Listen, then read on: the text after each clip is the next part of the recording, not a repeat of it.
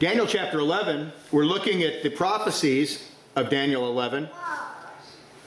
And we're going to be getting to the kings immediately prior to Antiochus Epiphanes.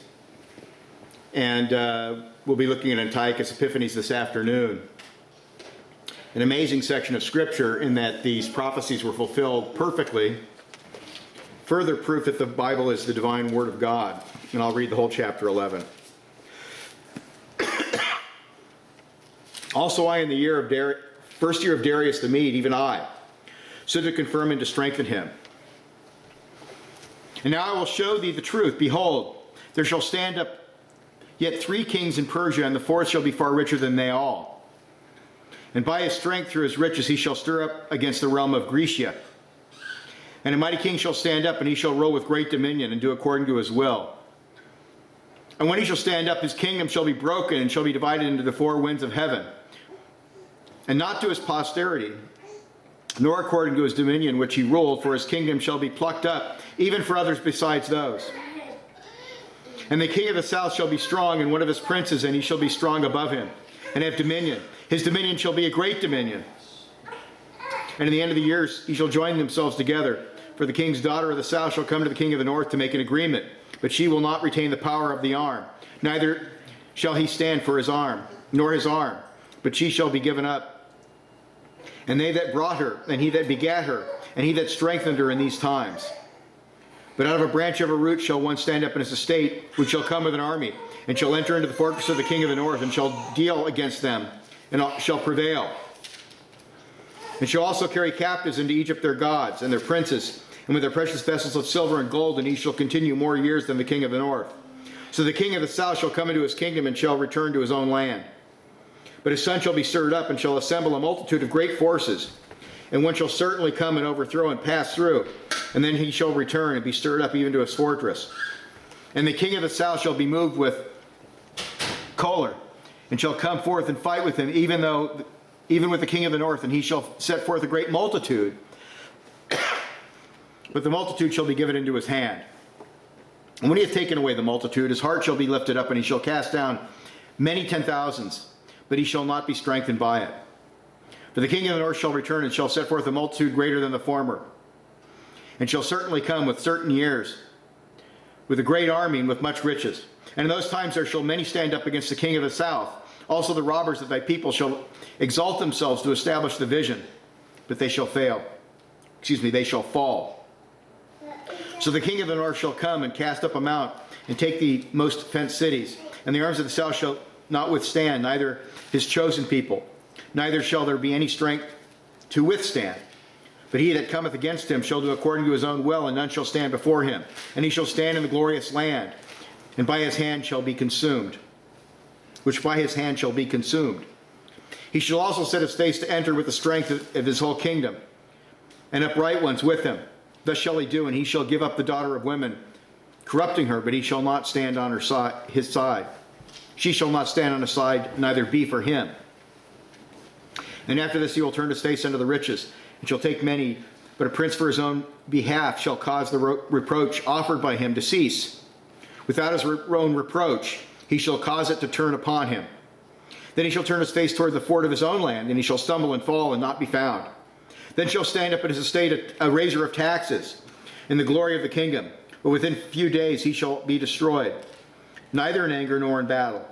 But in his estate shall stand up a vile person, to whom they shall not give the honor of the kingdom, but he shall come in peaceably, and obtain the kingdom by flatteries. With the arms of a flood shall he be overthrown from before him, and shall be broken, yea, also the prince of the covenant.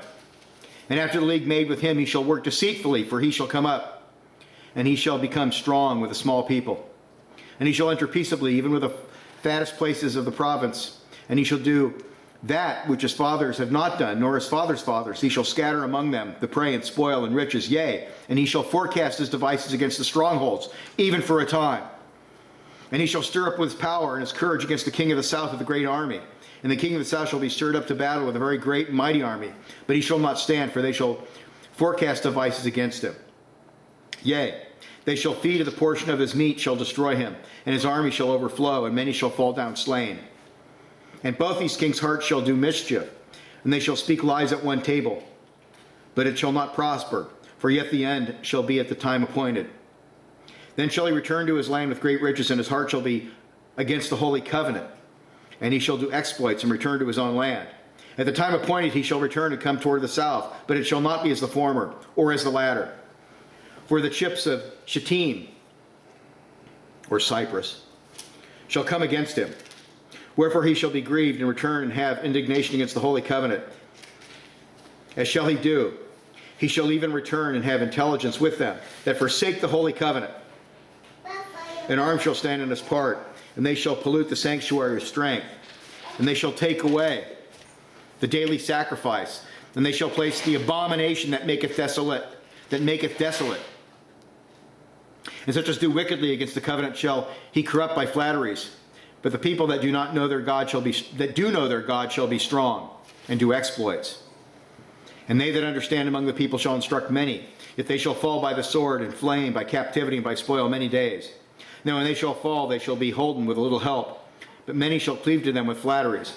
And some of them of understanding shall fall, to try them, and to purge, and to make them white, even to the time of the end, because it is yet for a time appointed. Yet the king shall do according to his will, and he shall exalt himself and magnify himself above every god, and shall speak marvelous things against the God of gods, and shall prosper till the indignation be accomplished, and that is determined shall be done. Neither shall he regard the God of his fathers, nor the desire of women, nor regard any god, for he shall magnify himself above all. But in his estate he shall honor the God of forces, and a God whom his fathers knew not shall he honor with gold and silver and with precious stones and pleasant things. Thus shall he do in the most strongholds of the strange God, with a strange God. And he shall acknowledge and increase with glory, and he shall cause them to rule over many, and shall divide the land for gain. And at that time of the end shall the king of the south push at him, and the king of the north shall come against him like a whirlwind, with chariots and horsemen, and with many ships, and he shall enter into the countries, and shall overflow and pass over. He shall enter also into the glorious land, and many countries shall be overthrown. But these shall escape out of his hand, even Edom and Moab, and the chief of the children of Ammon. He shall stretch forth his hand also upon the countries, and the land of Egypt shall not escape. But he shall have power over the treasures of gold and silver, and over all the precious things of Egypt, and the Libyans and the Ethiopians shall be at his steps. But tidings out of the east and out of the north shall trouble him. Therefore he shall go forth with great fury to destroy and utterly make away many. And he shall plant the tabernacle of his palace between the seas and the glorious holy mountain. And he shall come to his end, and none shall help him. Thus endeth the reading of God's holy word. A somewhat difficult prophecy, but a very crucial prophecy. We've come to verse 10. And this is the reign of Antiochus III, or Antiochus the Great. And he's the father of Antiochus Epiphanes. Verse 10 begins with a new period of history. From verses 10 to 19, the prophecy deals with the reign of Antiochus III, who is called by historians of that time Antiochus the Great. He was obsessed with conquering Egypt and removing Judea from the rule of the Ptolemies. In verses 10 to 13, we have the description of the intrigue and warfare between these two kingdoms. And this is going to be the great theme, the north and the south, with, of course, Israel lying in between, becoming a pawn. Verse 10, however, his son shall stir up strife and assemble a multitude of great forces, and one shall certainly come and overwhelm and pass through. Then he shall return to his fortress and stir up strife. And the king of the south shall be moved with rage and go out and fight with him. And the king of the north, who shall muster a great multitude, but the multitude shall be given into the hand of his enemy. When he has taken away the multitude, his heart will be lifted up, but he will cast down tens of thousands, but will not prevail. For the king of the north will return and muster a multitude greater than the former, and shall certainly come at the end of some years with a great army and much equipment. The sons who shall be stirred up are Seleucus, Cyrenus, and Antiochus the Great. The expression stirred up is comprehensive and refers not only to military expedition against Egypt, but also a great desire for war and revenge in the northern kingdom. The passage emphasizes the great size of the northern armies. Antiochus III passed through the Holy Land. Seleucus Carinus had perished in battle in Asia Minor before the North's campaign against the South. The statement, he shall return to his fortress and stir up strife, likely refers to the fact that after Antiochus the Great took over Phoenicia and Judea, he established his fortress or military headquarters at Gaza. In verse 11, we are told of the great defeat of Antiochus III at the hands of Ptolemy Philopator, or Ptolemy IV. Ptolemy IV was enraged against the action of Antiochus III and went out to battle against him at Raphia in 217 BC. Now it is said that he assembled 70,000 infantry, 5,000 cavalry, and 73 elephants. That's from ancient Greek historians. Antiochus, who had raised a great multitude, is defeated, and the multitude are given into the hand of Ptolemy III, or fourth. Verse 12 elaborates on the defeat of Antiochus' forces. The multitude of Antiochus shall be taken captive by Ptolemy. He, Ptolemy, will cause thousands to fall. And this was fulfilled at the defeat of Raphia, which he inflicted upon Antiochus, in which, according to Polybius, 586, the Syrians lost 10,000 infantry, 300 cavalry, 5 elephants, and 4,000 prisoners were taken. The statement, he will not be strong, speaks to the fact that Ptolemy IV did not take full advantage of his great victory, but rather returned to the luxuries of his court. Many scholars point out that Ptolemy was a man who loved the easy life and did not want to be bothered with war. So instead of following up on this great victory, he just said, well, that's fine with me. I'm going to go back and relax. Verse 13 tells us about the further activities of Antiochus III. After his defeat, there was peace between the two kingdoms for around 14 years. During this time, Antiochus rebuilt his forces, rebuilt his army, and had successful campaigns on the east. Therefore, 13 years after the Battle of Raphia, he sought to avenge his loss at Raphia. By this time, Ptolemy Philopator had died and his son was only 4 years of age. Now, what happens when you have somebody who's on the throne who's 4 years of age? People rule for him.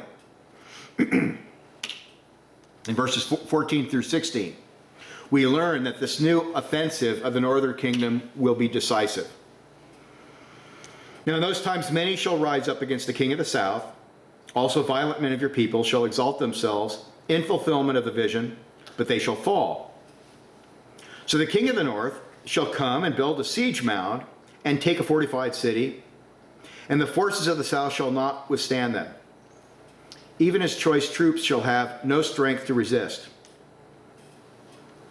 But he who comes against him shall do according to his own will, and no one shall stand against him. He shall stand in the glorious land with destruction in his power. Now, the many who rise up against the king of the south are said to consist of Antiochus III, the main actor, Philip of Macedonia as an ally, who had agreed to help Antiochus, probably for a share of the spoils, and certain violent men. The King James says sons of the transgressors, literally of those who make a breach in the Hebrew. Most commentators believe it refers to Jewish mercenaries who made an agreement with Antiochus to help defeat Egypt. These men broke their own covenant in siding with a pagan king against another pagan king. And that's explicitly forbidden in the law of God. You shall make no treaties with them. You shall make no covenants with them. You are not to ally yourself with pagans against pagans. The phrase, in order to fulfill the vision, likely indicates that the Jews who sided with Antiochus III believed they were helping to fulfill biblical prophecy in some manner. The Jews were long oppressed in some ways by the powerful southern kings who had authority over their land. Now we're going to see things are going to switch, and then the northern power will be stronger than the south, and then they're going to be oppressed even worse by the north. They therefore probably reasoned that helping to defeat the southern forces would bring peace and prosperity to Israel. These men were thinking pragmatically and not biblically, for covenants or leagues or agreements with heathen kings is expressly forbidden in the law of God. And of course, by doing this, by acting pragmatically, they brought judgment upon themselves. It would be Antiochus Epiphanes, a northern king, who would cause Israel the most trouble, as we'll see this afternoon. The attack, siege, and defeat of the fortified city is an allusion to the capture of Sidon. The ruler of the south hired the brilliant commander Cleopas, who was sent into Judea with 100,000 of the best troops, the choice troops, to take back territory already captured by Antiochus III. Antiochus' forces defeated Cleopas and his troops near the headwaters of the Jordan River and forced them into a retreat. They fell back to Sidon, a fortified city. Antiochus III laid siege to the city and forced Cleopas and what was left of his army to surrender. Great defeat. These are the best troops. In verse 16, we are told that with this defeat, Antiochus III will have complete victory in the land of Palestine. The glorious land is clearly a reference to the land of Judea, or Israel.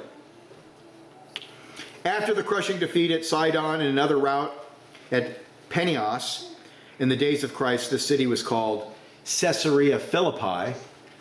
Caesarea, named for Caesar, Philippi, the Greek name. The last Egyptian opposition in the land of Judea was defeated. The glorious land was now under the complete control of Antiochus III, also known as Antiochus the Great. After such great victories in the land of Palestine, one would think that Antiochus would order a military campaign against Egypt. But for some reason, he decided to follow the path of an alliance through marriage. And this is described in verse 17. He shall also set his face to enter with the strength of his whole kingdom, and upright ones with him. Thus shall he do. And he shall give him the daughter of women to destroy it. But she shall not stand with him or be for him. And the verse indicates that Antiochus III wanted to destroy Egypt. He wanted to have control over Egypt. He wanted power over Egypt. But instead of a very costly and dangerous expedition, he comes up with the idea of an alliance through the treaty of marriage. I'll get my daughter to marry the son, who at this time is very young, and through her I will control Egypt. That's his idea.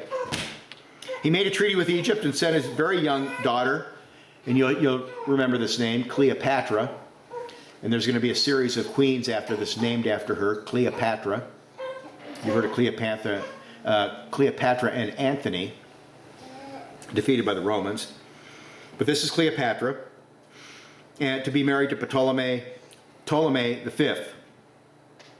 Because of the youth of Ptolemy, the marriage was not consummated until 5 years after her arrival. When she arrived, Ptolemy V was only 7 years of age. Or no, 12. They waited till he was 12. The expression, the daughter of women, indicates her youth or great beauty. And she was known for being beautiful, as was the Cleopatras after her were known for being very beautiful. According to ancient historians, Cleopatra was a very beautiful queen. When the passage says to destroy it, it does not mean that Antiochus III wanted to use Cleopatra to literally destroy Egypt, but rather to take it over politically. She wanted her to be his inside agent, to manipulate the court, to manipulate Ptolemy, and gain power.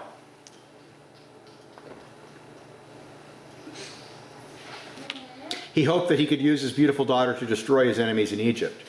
The text says that the plan failed because she would not stand for her father or do as he desired. What happened? Well, Cleopatra developed a very strong love for Egypt and her husband, and she was loyal to Egypt, and thus constantly sided with her husband against her own father and his plans. Backfired. She became thoroughly Egyptian in her thinking.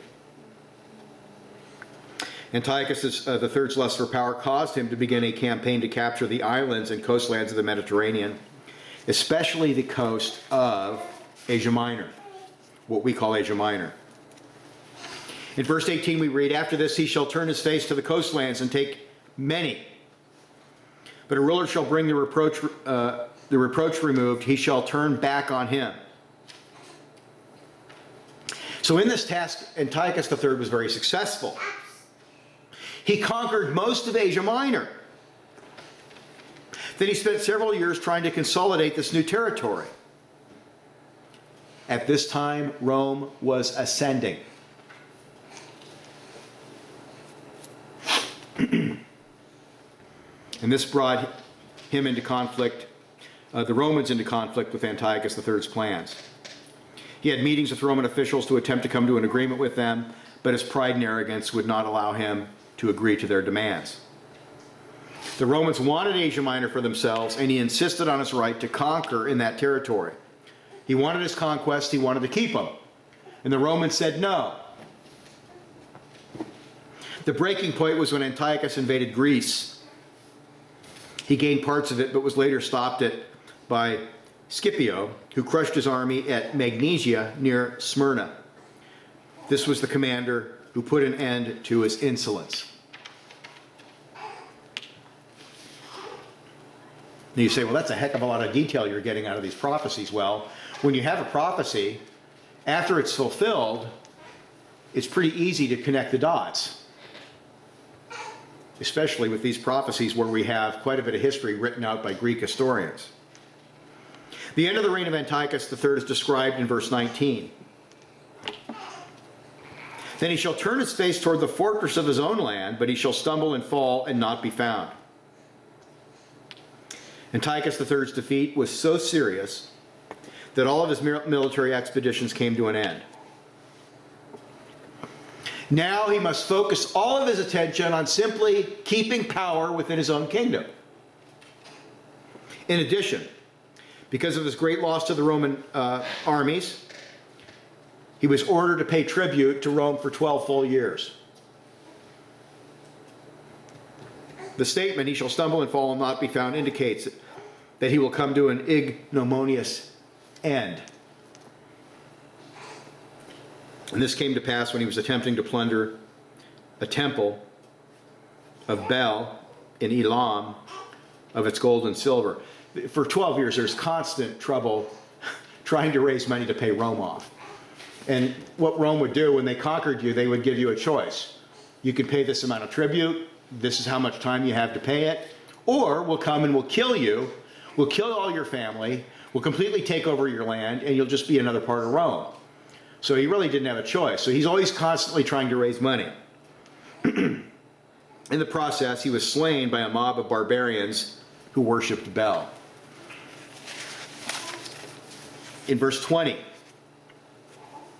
we have a brief statement about the successor to Antiochus III. "There shall arise in his place one who imposes taxes on the glorious kingdom. Within a few days he shall be destroyed, but not in anger or in battle." Antiochus the Great had two sons, Seleucus IV, or Philopater, and Antiochus IV Epiphanes. Since Seleucus IV was the older son, he inherited his father's kingdom, and he was noted for being a covetous man who loved riches more than anything. He was obsessed with riches. Therefore, he was a great raiser of taxes. On top of his covetousness was his obligation to pay Rome a large debt owed by his father's loss. His kingdom owed the Romans 9, depending on what historian you read, 9 or 12,000 talents of silver, of which 1,000 would be paid every year. Now, most historians say for 12 full years, they had to come up with 1,000 talents of silver. That's a lot of silver. Since his reign only lasted 12 years, he raised taxes every year of his reign, making him exceptionally unpopular. The people hated him. He was known as the raiser of taxes. And to attempt to shield himself from the anger caused by raising taxes, he appointed a man named Heliodorus as the prime minister, or perhaps the treasurer or exchequer, responsible for raising funds to meet the kingdom's financial obligations. He tried to shield himself.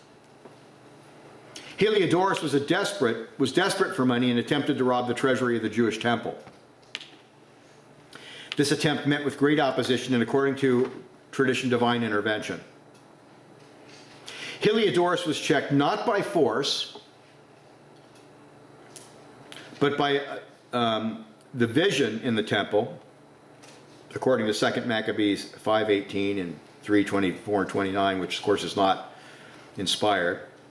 We find from 2 Maccabees 4:1 that Simeon, the governor over the temple, charged Onias with a trick to terrify Heliodorus. In other words, there wasn't a real vision. They did some trickery that scared him off. They scared him with a trick. Thus, there was no supernatural intervention, but rather human cunning. The statement regarding Seleucus IV, he shall be destroyed, but not in anger or in battle, refers to Seleucus' death by poison, which was through intrigue and not a matter of anger. He was poisoned to death. He was murdered by Heliodorus, who headed a conspiracy against him.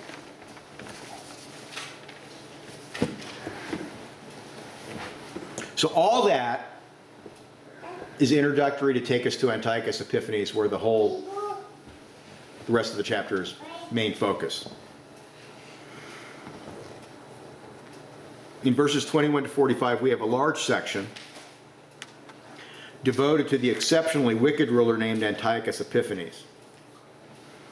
This section forms the heart of Daniel's final vision. In fact, in this chapter, everything preceding this section could be viewed as an introduction to set the historical context for this climactic part of the prophecy. Now, everything we've read so far is very important in that Israel is going to know ahead of time that they're going to be in between these two powerful kingdoms who are going to be constantly going back and forth across their land, fighting each other and causing all sorts of problems. That's very helpful to know. But this is the climactic part of the prophecy. The contemptible person in these verses called himself Theo Epiphanes, which translated is God manifest. He had quite an ego. God manifest. But the people called him Epimanes, which means madman. Madman. His long and tumultuous career would be a minor footnote in history if it were not for the fact that he was a great persecutor of God's people who sought to force them to syncretize with pagan Greek culture and religion and philosophy. As a supreme statist who used deceit and brute force in an attempt to turn the Jews against the true God in order to serve heathen gods, Greek culture, he became the prototype of many satanic persecuting leaders who will come later in history. So he's really an important fellow. Prior to this, people were happy to conquer the land. Now, you did have Nebuchadnezzar trying to get people to worship him. But prior to this, the main thing was simply conquer people, take their money. The exile of both northern and southern kingdoms had been the subject of prophetic warning. And there was no excuse for accusing God of injustice when the great world empires proceeded to engulf first the northern and then the southern kingdom. The history of the period becomes sufficiently familiar for the Christian reader to follow the story as it affected God's people. The exile was God's doing. It was a judgment designed to punish, but with restoration in mind. to cure the people of their idolatry. Now that restoration has taken place, there is another learning situation to be faced in God's school of discipleship. World rulers of Assyrian and Babylonian empires had not been paragons of virtue. They invaded the Holy Land and they carried off God's people to the ends of the earth. And Nebuchadnezzar went so far as to destroy the temple and sanctuary in Jerusalem, the judgment of God for their idolatry. What distinguishes Antiochus Epiphanes is that he attempts to unify his kingdom by imposing a particular ideology.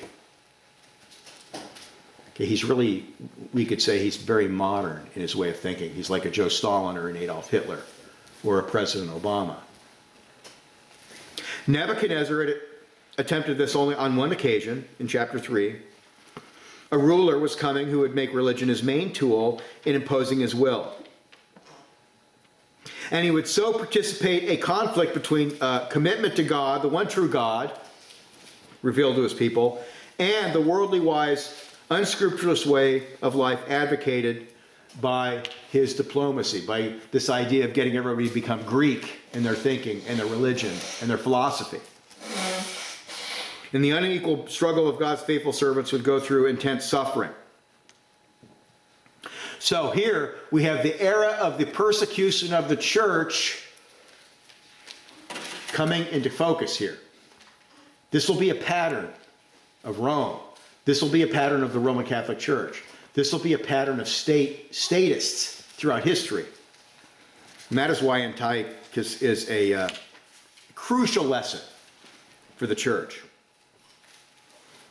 Now, just briefly, by way of introduction, there are many different views regarding verses 36 to 45. A number of scholars believe that the account dealing with the Antiochus Epiphanes comes to an end in verse 35. Dispensationalists believe that there is a jump of over 2,000 years between verse 35, which speaks of Antiochus, and verse 36, which speaks of a future Antichrist. According to classical dispensationalism, verses 36 to 45 deal with a period from the Antichrist to the Battle of Armageddon. Now, when we get to that, we'll show you that that's nonsense. Regarding this kind of interpretation, the commentator, the Hebrew scholar Driver's remarks are appropriate. Quote, "It is contrary to all sound principles of exegesis to suppose that in a continuous description with no indication whatsoever of a change in subject, part should refer to one person and part to another, and that the king of verse 36 and the king of the south of verse 45 should be different kings from the ones whose doings are described in verses 21 to 35. End of quote. Those, however, who see a great jump in the account are not limited to dispensationalists.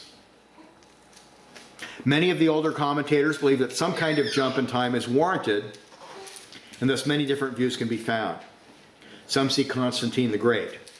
Others, a war between the caliphs and the Romans. Others, the Roman Empire. That's Calvin's view. It jumps to the Roman Empire. Some say it refers to the Pope of Rome and the papal system. Some say it refers to the Antichrist. And this may be called the original traditional interpretation of the Christian church advocated by Jerome. Very early. Jerome has been followed by many. John Gill says that verses 36 to 39 are the Western Antichrist. That would be the popes. While verses 40 to 45 describe the Eastern Antichrist. Some believe it refers to Herod the Great, such as Philip Moro. Given these many views, we're going to look at this section with particular care when we get to it. While scholars will never be united in their interpretation of these verses, everyone can agree that this section teaches that all who oppose God and his people will eventually face judgment and calamity and destruction. But there are sections of prophecy where there's wide disagreement, even among good scholars. But we'll look at that when we get to it.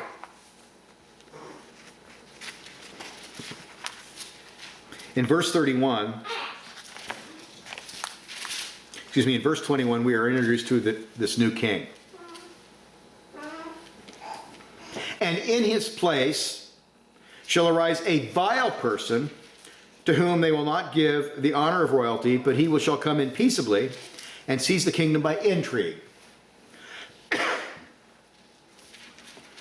Antiochus is introduced as a vile person, and the word could be translated as despicable, despised, or contemptible.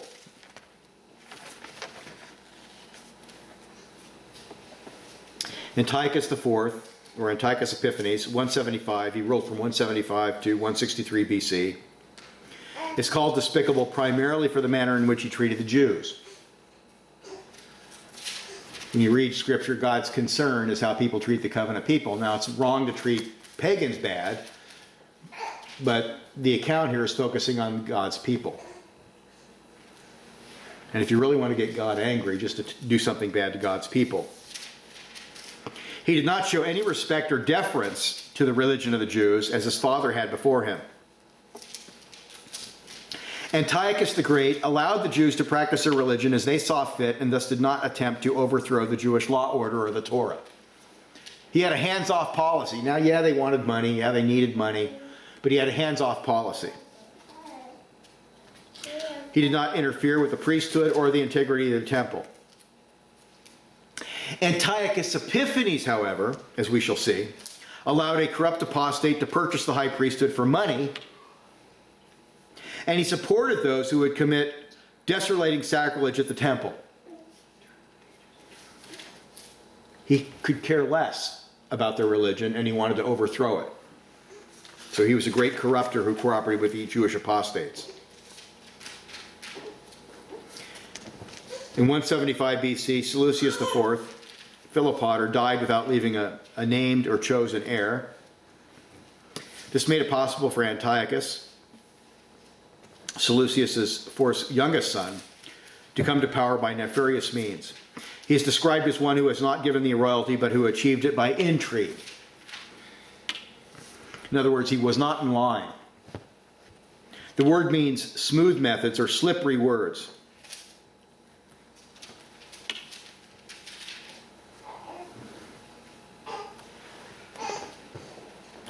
In 189 BC, Antiochus the Great suffered a disastrous defeat at Magnesia.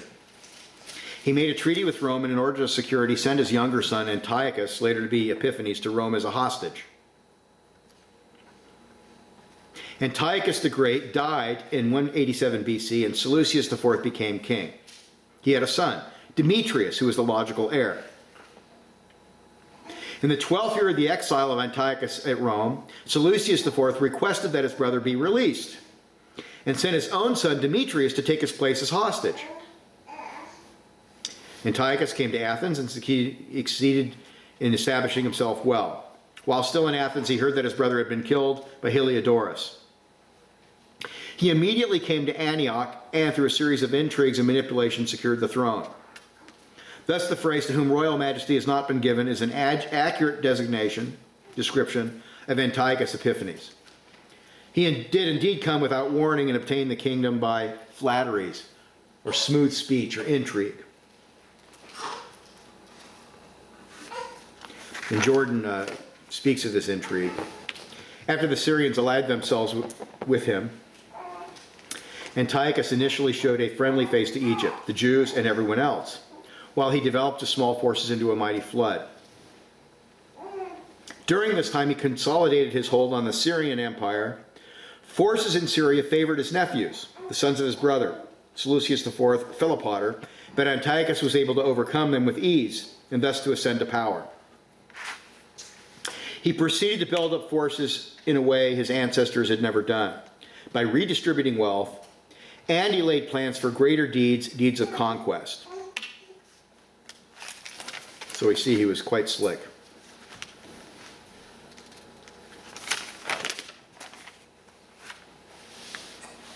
And here's another comment. Antiochus is introduced as a despised person to whom the regal dignity did not belong, since it naturally would have passed to Demetrius Soter, the son of Seleucus Philopater. However, Antiochus determined to take the kingdom for himself. By flattery, he won the kings of Pergamus to his cause, and the Syrians gave in peaceably. In the attainment of this end, Antiochus, like all such dishonest persons, doubtless employed cunning flatteries and secret maneuvers. He was known in history as the master of intrigue.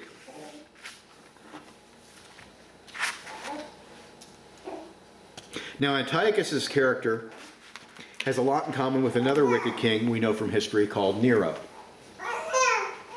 also known as a madman. The heathen writers describe him to be an odd-humored man, rude and boisterous, base and sordid. He would at times wear elaborate disguises and sneak out of the court into the city to hang out with debauched strangers and commit lewd acts. Here's what John Gill says. By his freaks and frolics, he made himself very ridiculous. By rambling about streets with a servant or two, conversing with tradesmen about their trades, drinking with strangers and people of low life, reveling at many merry bouts with young people, putting on strange habits, throwing away his money among the rabble, and stores at those who followed him, washing at public baths among the common people, all of which, and many others, are reported of him by historians. Hence he was called by some Epimanes, the madman. End of quote. Then in verse 22, we have a description of Antiochus' great victory over Egypt. With the force of a flood, they shall be swept from before him, and also the prince of the covenant. Now, some believe that this refers to the defeat of the forces who wanted to put Demetrius on the throne. But given the context, it probably refers to the great defeat of his nephew, the king of the south, Ptolemy Philometor. This occurred early in Antiochus' reign and gave him freedom to oppress the Jews. The expression Prince of the Covenant has been interpreted in two primary ways.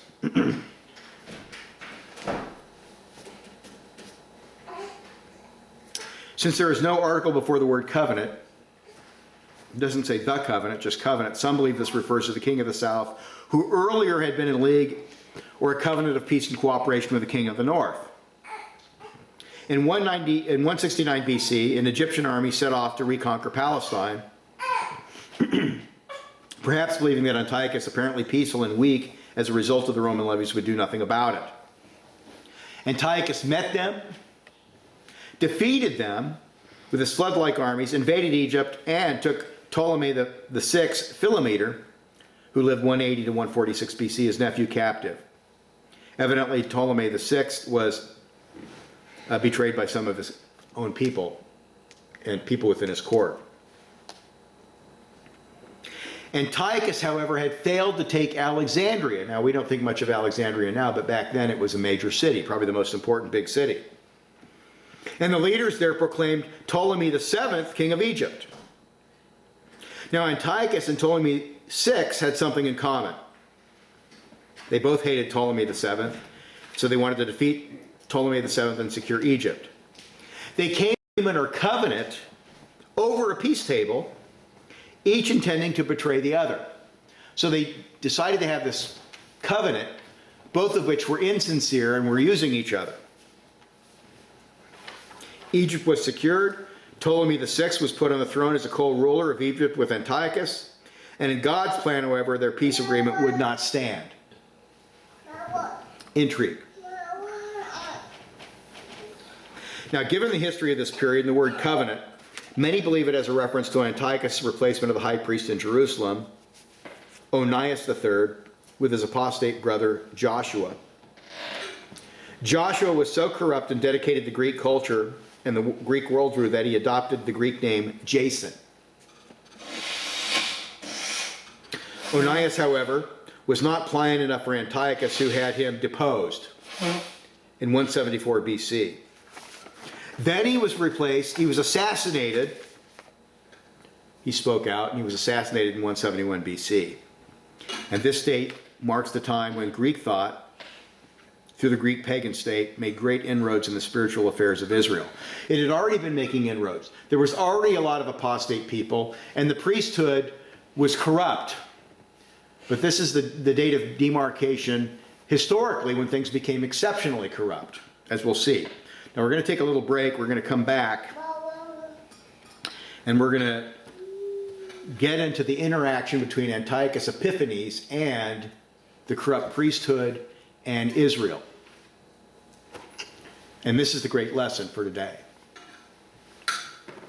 The great lesson, as we'll look at it when we get to some application, but those who are unfaithful to God are those who are willing to syncretize with pagan culture. Those who are unfaithful to God are those who are willing to be pragmatic and to compromise with the pagan state so they can think that they're going to achieve peace and prosperity through this pragmatism instead of being faithful to the covenant. Now, how do you achieve peace and prosperity according to the covenant? You have to follow the Jewish, the God-delivered law order through Moses. You had to be faithful to the law of God. That brought peace and prosperity. Not making alliances with the pagans, not compromising and being pragmatic with pagans. You had to be faithful to achieve peace and prosperity. These people thought, look, let's compromise, let's adopt some of the pagan culture, let's make alliances with pagan kings, and we can have peace and prosperity. So when we come back, we're going to see the disastrous course this will have for Israel. It's a complete disaster. And we're going to note, when we get to application, it has a disastrous course for professing Christians in the United States who have compromised with our pagan culture.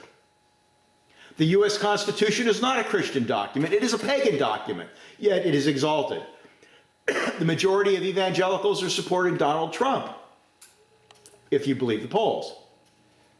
Donald Trump is a liberal Presbyterian who hates the Word of God, who's not a Christian, who's a wicked, egotistical maniac. But Christians are not thinking biblically anymore, they're thinking pragmatically. And that will bring judgment. Let us pray. Father, we come before you, we give you thanks for your holy word. These prophecies are so instructive and teach us that we should not be like those Israelites who compromised with pagan culture, who accommodated pagan culture, who adopted syncretism, a path of syncretism and pragmatism, but rather we should be faithful to your covenant and the covenants of our forefathers. In Jesus' name,